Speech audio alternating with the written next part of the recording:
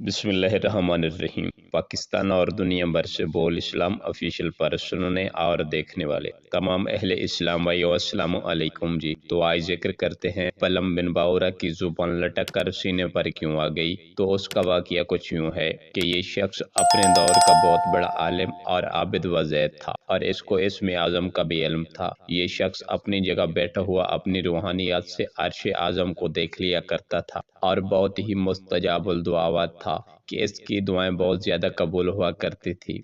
इसके शागिर्दों की तादाद बहुत ज़्यादा थी। मशहूर ये है कि इसकी दरसगाह में 12,000 तालिब इल्मों की तादाद थी। जब हज़रत मूसा अलैहिस्सलाम कौम जबारीन से जिहाद करने के लिए बनी इसराइल के लश्करों को लेकर रवाना हुए तो बलम बिन बौरा की कौम उसके पास घबराई हुई आई और कहा कि हज़रत मूसा अलैहिस्सलाम बहुत ही बड़ा और निहायत ही ताकतवर लश्कर लेकर हमला आवर होने वाले हैं और वो ये चाहते हैं कि हम लोगों को हमारी ज़मीनों से निकाल कर ये ज़मीन अपनी कौम बनी इसराइल को दे दें।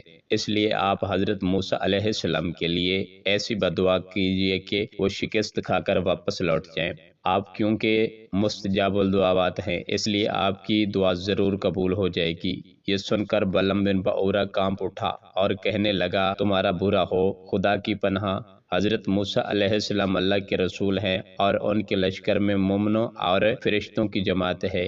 इन पर भला मैं कैसे और किस तरह बदुआ कर सकता हूँ। लेकिन इसकी कौम ने रो रो कर और गिड़गिड़ा कर इस तरह इसरार किया कि इसने कहा, मैं इस्तिखारा कर लेता हूँ कि अगर मुझे इजाज़त मिल गई तो मैं बदुआ करूँगा। मगर इस्तिखारा के बाद जब इसको बदुआ की इजाज़त न मिली तो इसने साफ साफ जवाब दे दिया, अगर मैं बदुआ करूँगा तो मेरी दुनिया व आखिरत दोनों बर्बाद हो जाएंगी। इसके बाद इसकी कौम ने बहुत से तोहफे तैफ इकट्ठे करके